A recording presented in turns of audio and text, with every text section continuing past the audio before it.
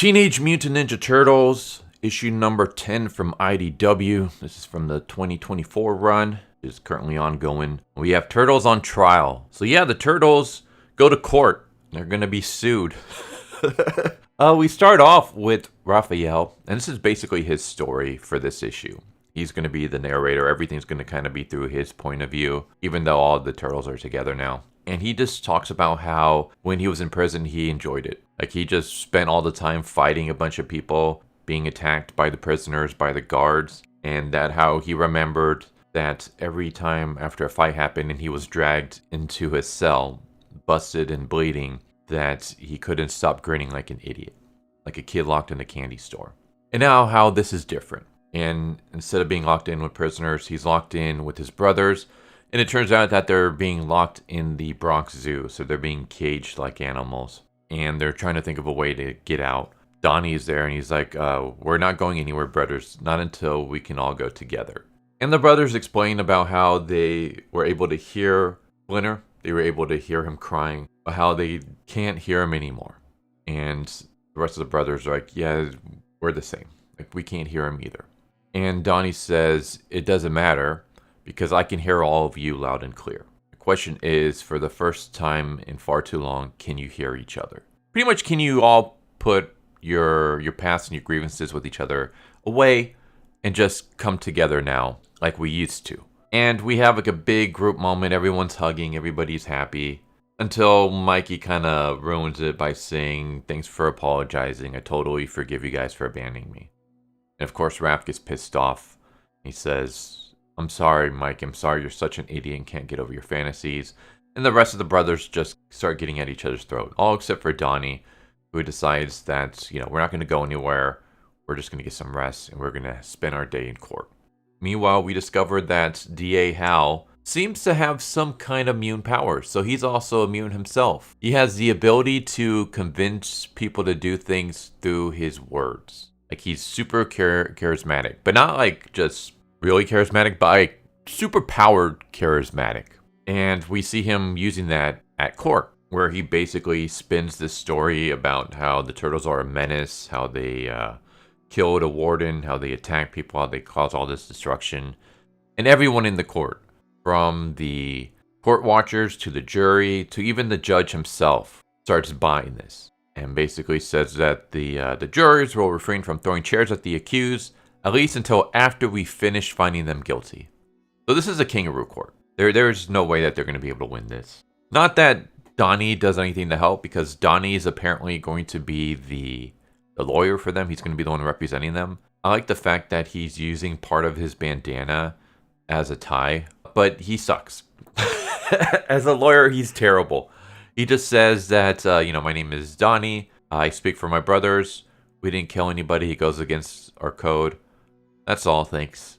And even the judge is like, really? That's all you're going to say? So that's basically how the court goes, where it's just D.A. Howe using his super abilities as well as using disguised Foot Clan ninjas to represent civilians that were attacked by the Turtles. And so this entire case is just like against them. There's no way they're going to be able to do anything to get out of this. This is already it for them. It doesn't help when they also start a fight with the Foot Clan that's in the area, because Raph recognizes the three of the guards are the Foot Ninja that attacked the prison and killed the warden. And so he goes and he attacks them and starts beating them up. And his brothers join in and start fighting against the police and the Foot Clan. And that pretty much just forces them to be chained. And D.A. Howe is just super excited about this, because it's like this just paints an even bigger target on their back. He's pretty much got this in the bag. And we got April showing up to court wearing Casey's mask and attacking with his hockey stick. That's what the issue is about. It's pretty much, again, just the Turtles fighting against each other and then fighting against the system. And then April joining in at the end. I will say this. I liked it. I've enjoyed this series so far. I think it's really, really good. I have some faults with it, but then again, there really is no like perfect series out there.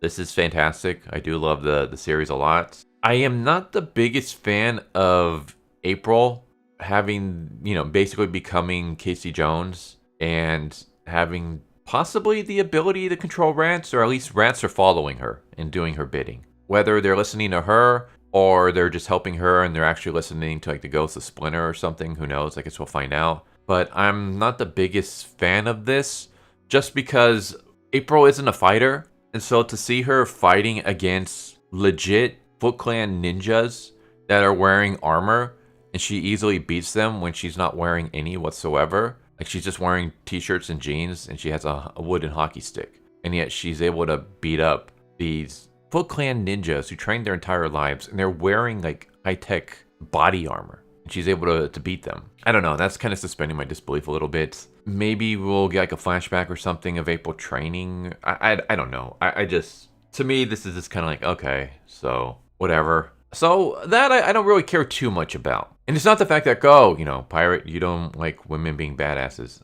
My favorite comic book characters, like 4 out of the top 5 are females who like kick ass.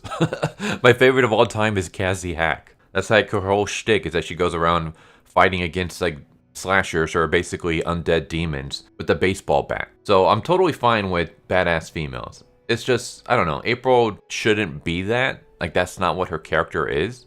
She's badass in her own way, and that's basically one, being kind of the heart of the group, as well as being the, well, at least in certain versions, because in the OG run she's not a reporter, but in other versions where she is, she's good at like gathering information and stuff like that.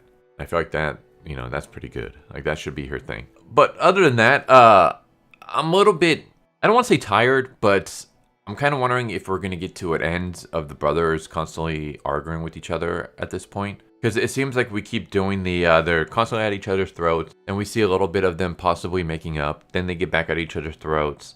And in the last issue, it seemed like they were all together again. They were all like, okay, we hear it. We hear the crying. We understand that Donnie was right this entire time. We have to put aside all of our differences and whatever issues we have with each other and band together as brothers.